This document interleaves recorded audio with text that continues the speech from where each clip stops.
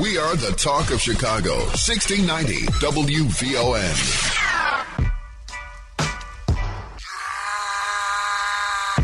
Now you official now, but you got a soul to say. I just been cooking that new. I'm about to drop in a few. Think if I call it the great, the people gon' call it the truth.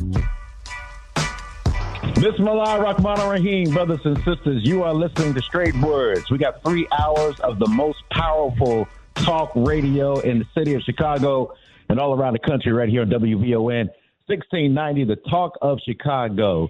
The show is hosted by my big brother, Brother Naba'a Richard Muhammad, who's the editor-in-chief of the Final Call newspaper. And, of course, we got Brother James G. Muhammad. He's a contributing editor of the Final Call newspaper. Yours truly, Brother B.J. Murphy. We are here with you tonight. And you can dial in, brothers and sisters, and start the conversation with our opening remarks for the show, 773-591-1690, 773-591-1690. Assalamu alaikum to my big brothers. How y'all doing tonight? Hey, wa alaikum salam, brothers. How y'all doing? Yeah, wa alaikum salam, Brother BJ. Doing well, man. Yes, sir. Good to hear your voice. Some of this excitement out here where I live. Yeah. The big storm came through the city. Yeah, man. Big storm knocked out a lot of power. Our power been out for quite a while. It came up a little bit earlier today. The internet's still down, so I'm like walking blindly. So I haven't, that internet, I mean, being down, man, that's, how really dependent in terms of information we are on that. And plus TV not working and all that stuff. But I'm here, bro. That's right. Wow. I can imagine what the folks down in Houston are going through. They've been down for several days now, man. Yeah. From that hurricane. Yeah. Yeah. Yeah. And they got like extreme heat too on top. Yes. And exactly. Yeah. Yeah, that's something. Yeah. Brothers, we've got the and I'm going to hang out with y'all for as long as I can. I'm not feeling great. Yes, sir. But the Republicans are having their convention there in day 2. Mr. Trump came, of course, last night, and of course we know the president was shot at over the weekend. And so that's a huge topic. There's an investigation of the Secret Service underway. It's just a lot of stuff, man. Lots of a lot of stuff. They've got stuff on social media and reported in mainstream media about people trying to warn the Secret Service that someone was on top of the roof of this building. And then I read that police, I guess local police, were actually inside of the structure. Well, they were actually up on the structure. From what I understand, one of the officers, from what I understand, confronted the guy, and he fell off. I don't know if he fell back off the roof, but it said he fell down. He was confronting the young man. The young man turned around, and that's when I guess the officer, I'm not as clear on that part, but he either lost his footing and fell. I don't know fell from what, but very much so that it said that he had a face-to-face with the young man. Wow. A lot of stuff. Then you had Amber Rose speak last night, which has generated a huge response on social media. It was interesting to me that she said that her father convinced her that Trump wasn't racist. Her father's a white man, right? And her mother and her father are divorced, right? Yeah. So, the other thing is, I think when you listen to the remarks, she didn't kind of generate any facts. She didn't bring any new information. She just repeated. But history shows this man is racist, man. There's a lot of stuff you can say, whatever, however you argue. You can't argue that point. Him and his father got into it with the federal government over violating housing laws for not wanting to rent to black people. Then you had to exonerate 5, man. When these 5 black and Latino brothers were accused, innocent too, were accused of a violent rape that they didn't commit. Then after they were released, well, Trump called for the death penalty, man. New York didn't even have the death penalty, right? And then when they were released, he still argued that they had something to do with it. You know what I mean? Not to mention the way he patronizes black folk at these rallies. You know, you remember when he said, "My African American." You know, so this man is no friend of black people, and I'm no apologist for Joe Biden because he got problems too. That's right. But to blatantly stand up and deny that this man is what he is, man, is ridiculous. And that can't be allowed to stand. Some of the stuff that Amber Rose said, and I wish I could remember her family last name so I can call her that, so we can kind of understand what we're dealing with here.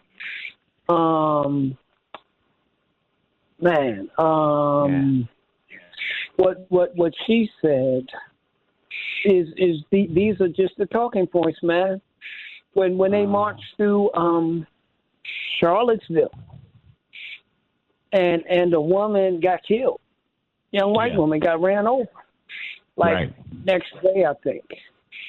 Trump said it was fine people on every both sides. Both sides. Both sides. Both sides. Then he's associated with the Proud Boys. They straight up racist. You know, he has not repudiated and said that he doesn't want the support of racists, and racists see him as their number one guy. Right. So, to me, that was like, I don't think she's changing nobody. The Republicans are trying to build her up. I guess Van Jones, I don't know if he was crying last night, but apparently he said that this could break the Democratic coalition because she's a young black woman. No, she really ain't a young black woman. She kind of ambiguous on that part, where her loyalty lies and how she defines herself. So you had Black Twitter going crazy on her today, Because she used to be against him, from what I understand. Absolutely, And I'm just curious, and that's the same as the VP that he has chosen to run with him. He used to be anti-Trump too, and now both of these figures are drinking the Kool-Aid. It seems. I'm wondering, what makes them flip like that, Well, I mean, knowing what you're looking at, knowing what you're looking at. I don't want to accuse nobody of nothing, but obviously they both are looking to benefit in some way. In some way, some people are questioning whether or not Amber Rose had a financial motivation, and J.D. Vance, right? Political power motivation, man.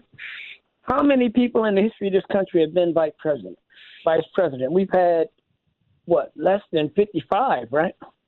Right. Because it's only been, 47, 48? Yeah. That's good, 47 presidents? And I don't know if any of the vice presidents died or were replaced in office. But I would say certainly, even if that's true, we haven't had in the whole history of the country. And if he believes that Trump can win, man, but they all bow down and kiss Trump's ring. Yeah. That's the only way you get invited to the party. Yeah. Don't you think it's amazing when the people, when they're going against each other, right? Because J.D. Vance, he couldn't stand Trump. All the stuff he said about what kind of person he thought he wasn't a good candidate. He called him some ambiguous names, and now they're friends. He's the vice president.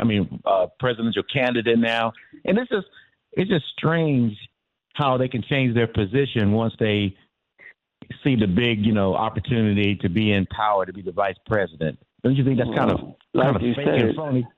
Yeah, they all want something. But even Nikki Haley, man, she shows up, and she was adamantly, staunchly anti-Trump, obviously being a candidate running against him during the primary. But to change like that, you either really didn't have that kind of feeling, or as Brother Naba'a said, there's something there that you want. And it seems like they just think that he has the shoe in for a victory in November, So yeah, they get. I'll make this the last comment. If you ain't with him, you out of the party. That's the other. Yeah, that's true. Well, that is the other part. That is the other. You part. ain't with him. You don't get no invites to the Republican cookout, right. and they may come after you in a serious physical way too. So I guess they was like, hey, we don't want to have to be hiring. Hey, remember, I'm gonna say this, then we'll go to the phone lines. Do you remember when they were doing that hearing in Georgia around Trump and the charges he faced in Georgia with the sister prosecutor down there, Fonnie Willis, right? Mm-hmm. Yeah. But do you recall they had the former governor of the state of Georgia on the stand, right? And he said that basically the brother who she was involved with that was appointed as a special prosecutor, he basically said the brother was qualified. He said he was qualified, And they said, well, why didn't you take the job? He said it wasn't enough money, and I didn't want to be looking over my shoulder for the rest of my life. So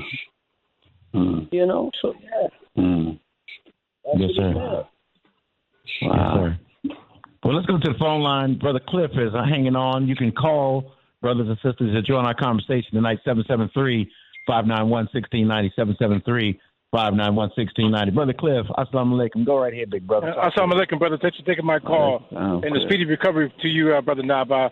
Also, check out your Cash App. So I certainly made my small donation. So just a reminder to give that out. You know what I'm saying? Because it's certainly worth it. And this program is certainly worthy to have the support. But let me say this, too, brother, that I understand what's going on with the Republican Party, and they have an agenda to gain white superiority, also with the help of some unconscious Negroes. So that's just obvious.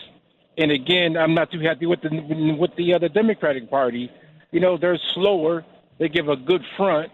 But we need to deal with the issue of reparations. And imagine if all blacks went to the polls and wrote in reparations, how much of an impact that would be this voting cycle in November 5th. But the reason why I called, bro, is I want to address briefly, if I can, and deal with our own. We got to call a brother Art. Got much respect for him. I appreciate what he says, man, in terms of the black family. He also includes the black woman. And that we need to do better in our community. Well, what I'm a little disappointed and don't get a complete understanding is maybe his challenging with the Nation of Islam and the Honorable Minister Louis Farrakhan. So if he's on, is it possible that you can have two callers on at the same time? We can't do that, but we'll let Art. We'll let Art call in if he's listening. We'll get him on air. Well, so you can hear, Yeah. All right. So what I'll do is then, I'll just bring the issue up. Hopefully he's listening.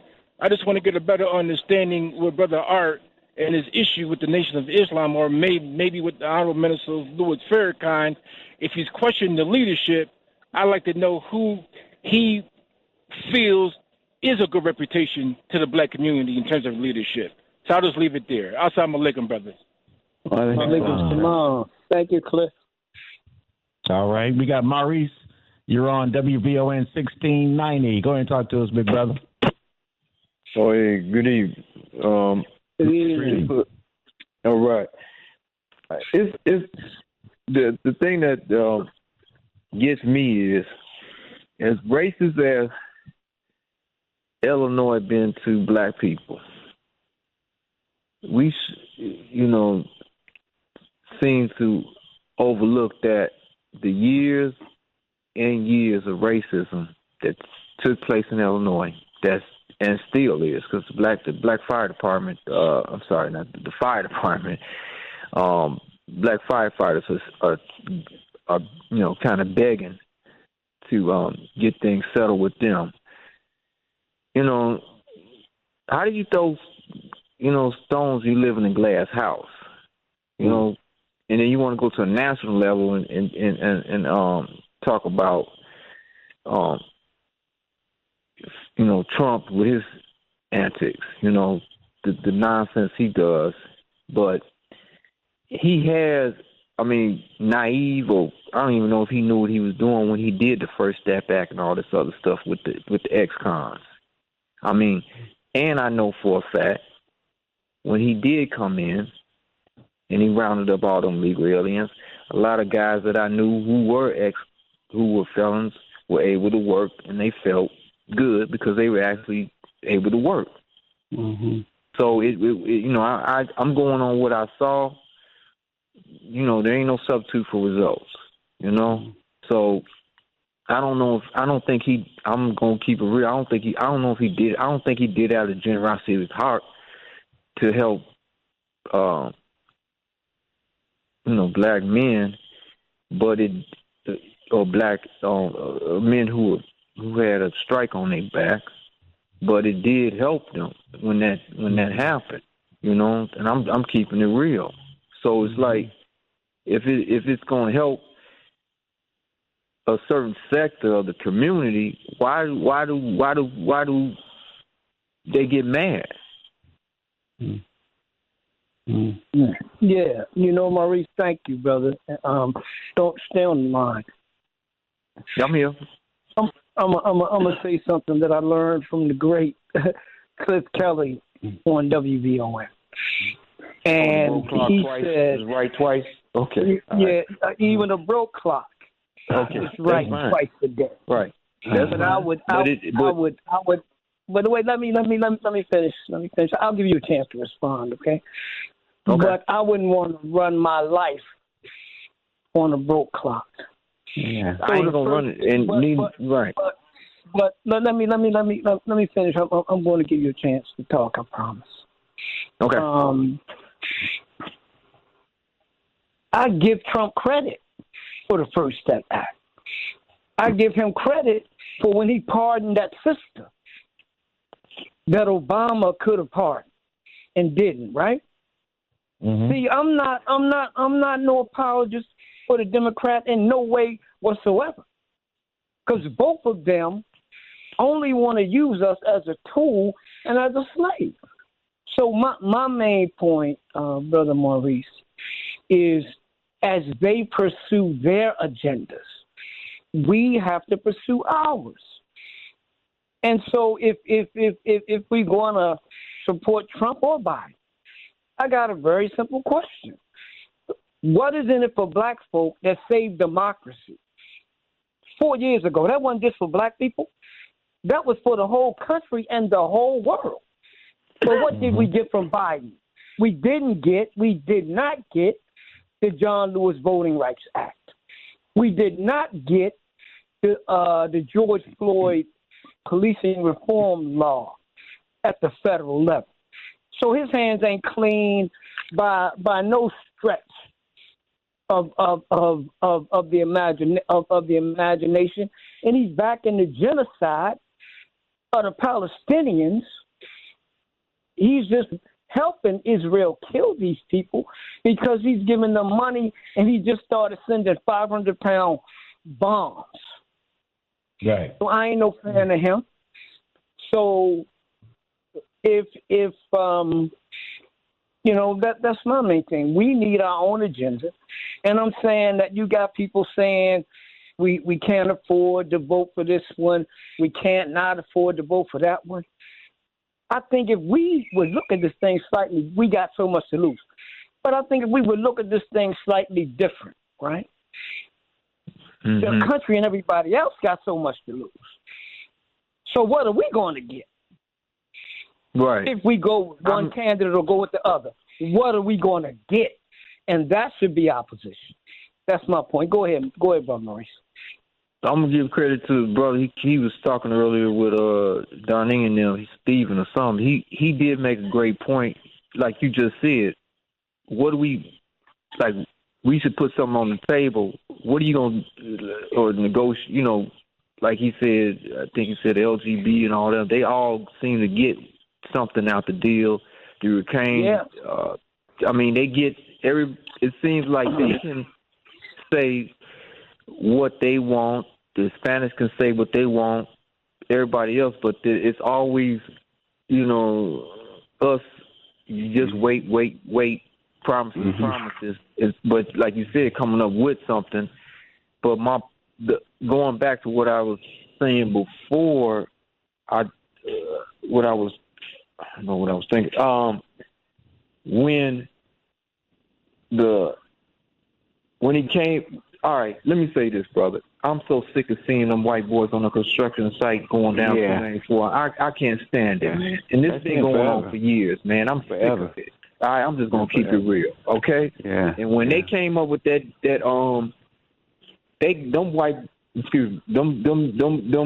unions got paid off that infrastructure bill. They set, man. How come? I'm just saying, why didn't we come in? If we, like you said, you're going to pass this thing, why is it we didn't get something out there? I'm sick of seeing them out there, man. Yeah. I can't stand it, man. And I'm saying this for years, especially in Illinois. Illinois been, rocking and rolling on construction. It don't take no, brother. It don't take no. You ain't got to read or write to pick up no shovel, man. Yeah, that's so don't give me that. All this, we got to go to trade school and all this bull, all that. I ain't buying it, man. The irony of it, Maurice, is that if you travel down south, as I have, and I was astonished by this, you see more black guys out on construction jobs than I've seen up in Illinois. Down in Georgia. Yeah, the brothers they doing good down in the south. Because man, the brothers took me. I ain't gonna bring up a story. Yeah, they don't have unions. Flame. They making money down there. Yeah, the brothers, but they don't have unions, but they working. They work. Yeah, they working. They working them big them trucks. They part of the. They getting a piece of the pie, brother. Yeah. But it seems like when you come up this way, it's always, you know, it's in this and. I'm sick of it, man. Yeah, Maurice. They just gave him 1.2 trillion. The boys got paid. Them Irish boys and them Irish and them boys. They just got paid, man. Yeah. You telling me, we supposed to get beg for, and I don't know disrespect. I know the vote and all that, but man, we got to eat, man. Yeah. Yes, sir. That's what I'm talking about, man. Hey, Maurice, thank you. We're going to have to let you go because we got to get another caller in. Yes, but sir. Look, okay. Like you tired of seeing them on, like, the highways and stuff? I'm tired of seeing them in South Shore where I live, brother. And I be looking at the license plates on them trucks, man. They be saying Wisconsin, Indiana. Yeah. Right? And not only that, Brother Maurice, they got these white guys working, and then they got a daggone security car. I'm like, so you see our neighborhoods as a threat, but you making your money. So you made some good points, Brother Maurice. Hey, keep listening and call in. I think we got Brother Barney. Let's go to him. Brother Barney. Assalamu alaikum, family. We thank Allah for you being on the air, and we thank each and every one of you, Brother Naba'a, Brother DJ, and Brother BJ, and Brother James G. We thank Allah for you. I just want to weigh in, as always, as we talk about the different issues of the day. I just want to remind the people that the Most Honorable Elijah Muhammad and the Honorable Minister Louis Farrakhan said that these people are incapable of giving us justice. I will say it again. True. They are incapable of giving us justice. As we travel the city and around the areas, a lot of people now are talking about reparations. Brother James and I were just at a family night, as the minister had wanted us to be at the family night restaurant. They were talking about reparations. Yeah. We were at the courthouse, Brother James and I, the other day, and the brother was handing out a plugger from the descendants of the enslaved for no property tax. Let's get reparations. And I think he and I explained to the man, the Most Honorable Elijah Muhammad, on the back of the Muhammad Speak newspaper, and now on the back of the Final Call, have been talking about reparations and the science of us going for self now going on in 90 years. And so we're no longer asking for reparations. I'm gonna say this again for the people out there. We're no longer asking for reparations. We finna take it all by Allah's permission. We're giving them all the opportunities for the Muslim program to give us some land, fertile, minerally rich, open to the sea, to go for self. And so now God has mandated that, we're going to get it all. And if you can see the weatherman said this is the kind of storm that never came through the Chicago area, the many tornadoes that came through and hit this. So the reality is that we're not going to get the justice. The brother Eddie Reeds and the Hellbackers shut down all kind of construction programs in the city, and they still don't want to do it. Matter of fact, they tried to put racketeering charges on them because they were organized. And finally, if you go down to South Georgia, many times you see them people work on the roads. Those are contracted prison workers from the chain gang. I know because I was down there working on helping build them roads out of Bruford, Georgia, Rock Quarry Prison. So a lot of times we don't know who's on the roads down there building. So we have to be very careful because they're not going to give us justice, and then they really want to let us go. So I thank Allah for you, brother, and continue the work that you're doing out there, putting out the word on the minister. Brother Barney, thank you for always being a supporter. Thank you for always bringing supreme wisdom in this location.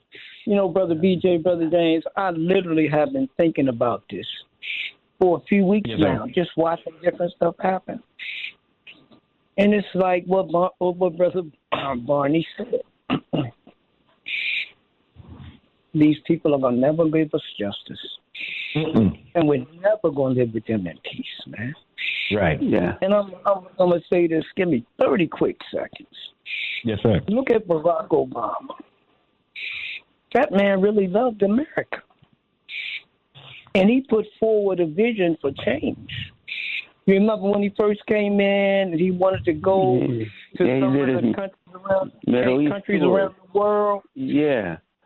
And he was trying to, in a sense, admit some of the evil that America had done.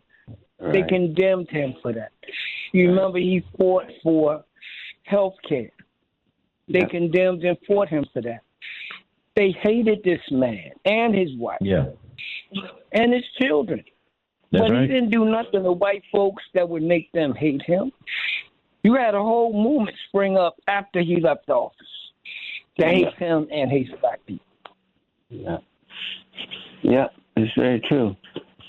Let me mention this too, Brother Naba'a. While we were at that dinner that Brother Barney mentioned, our great sister Zakia asked me to mention, though. She was talking about reparations, and she was just saying to our people, as long as that statute, the Dred Scott case, where there's no right that a black man has that a white man is bound to honor or something to that effect, as long as that's her argument was, we have to wipe that off the book. And based on her assessment, and it sounds logical to me, is that if you come up with some issues with white folks, they are not bound. You have no right legislatively that they're bound to honor or to respect. Right. So that was her argument, and she wanted to put that out there. She couldn't call in, but she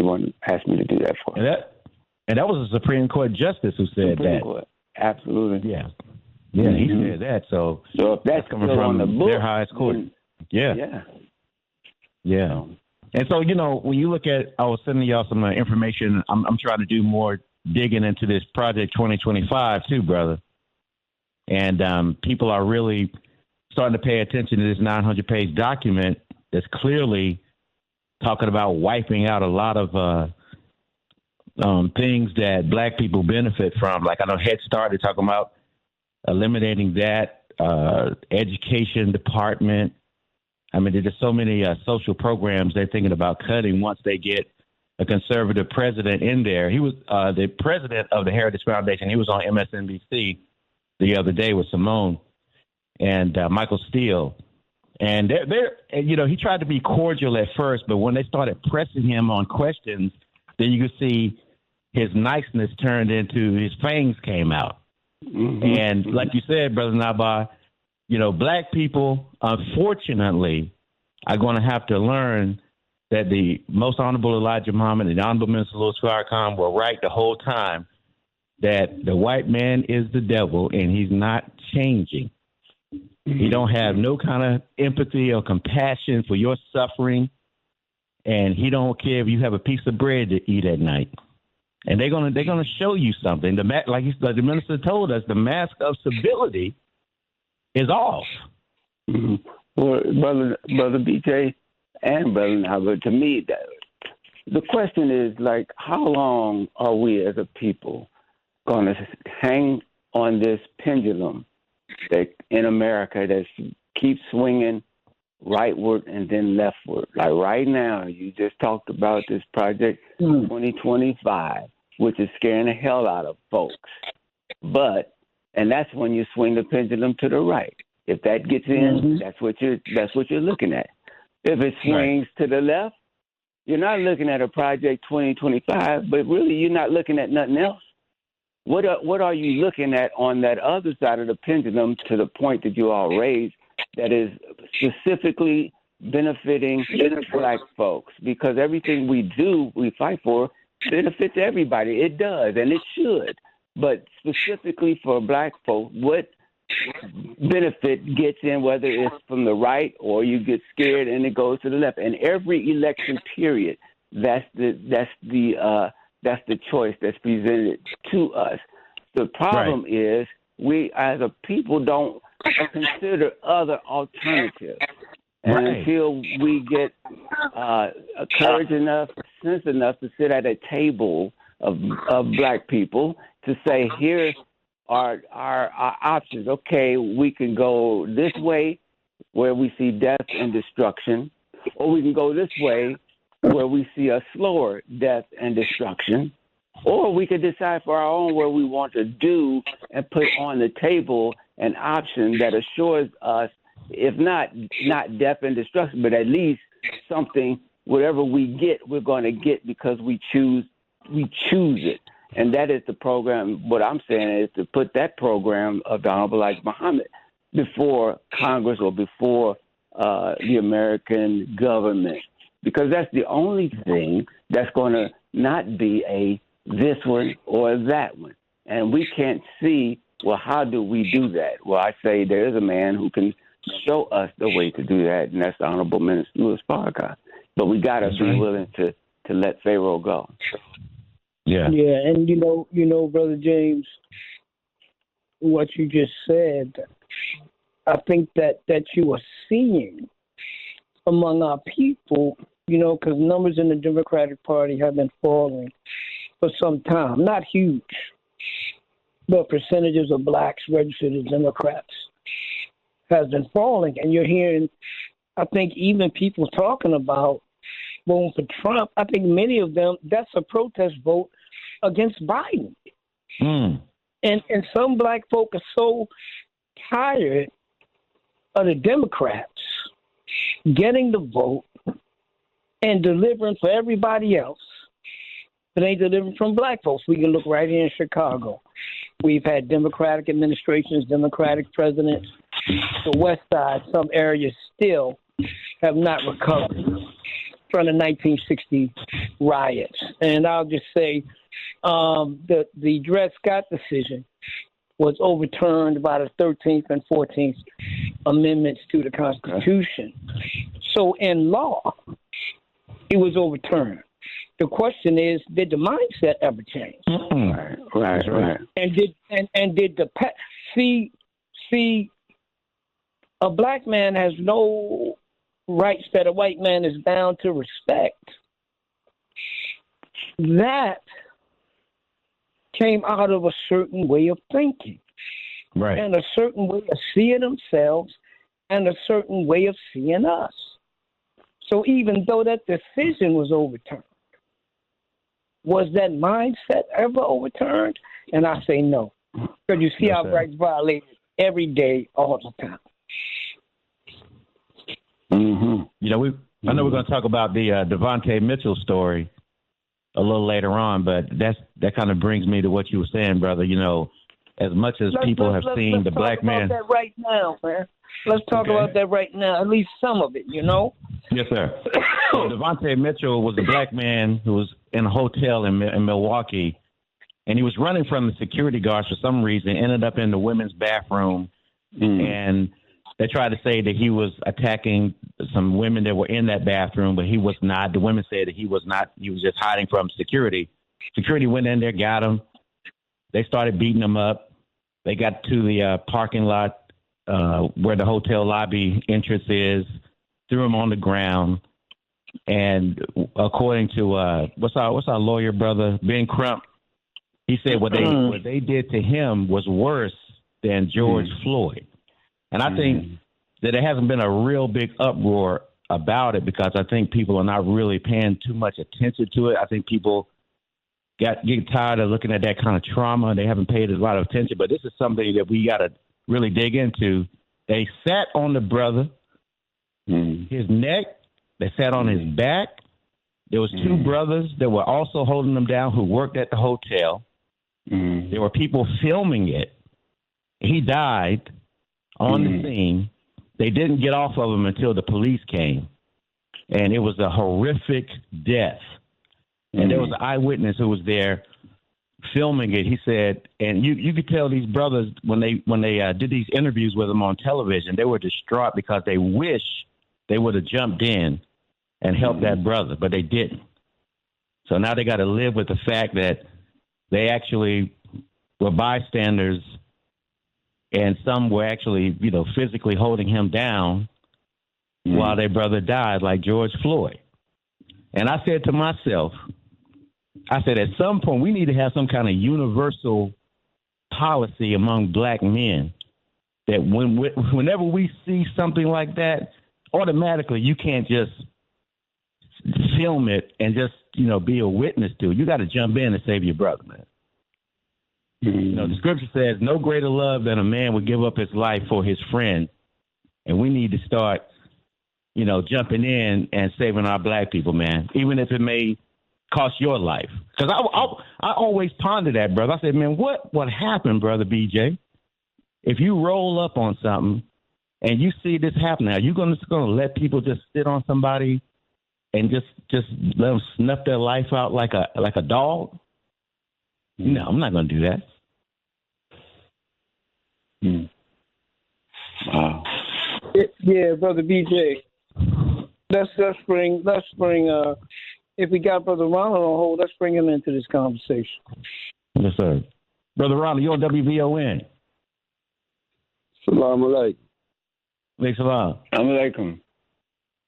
Yes, because the question I have actually kind of relates to just what we're talking about.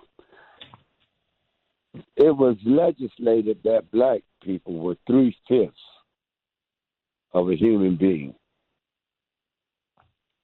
And I don't know if that was ever reversed because, again,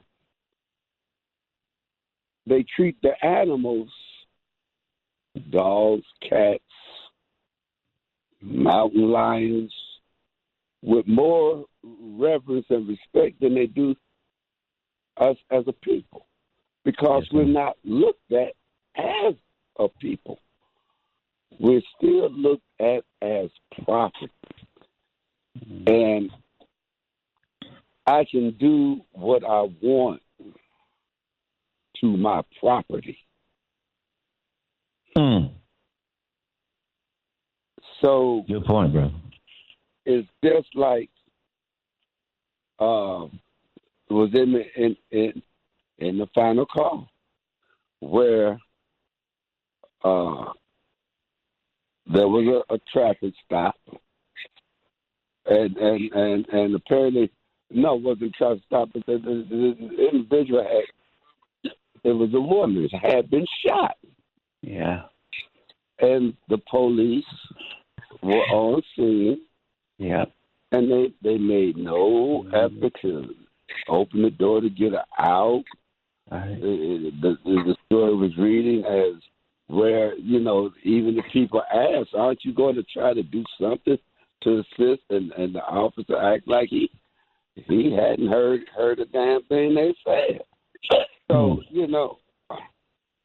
again, if you are property considered 3/5 of a human being, which means you're less than human, then, why I have no obligation towards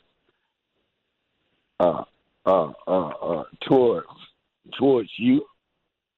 And again, we're the only people in this country who they have to approve every 25 years if you are going to have the right to vote.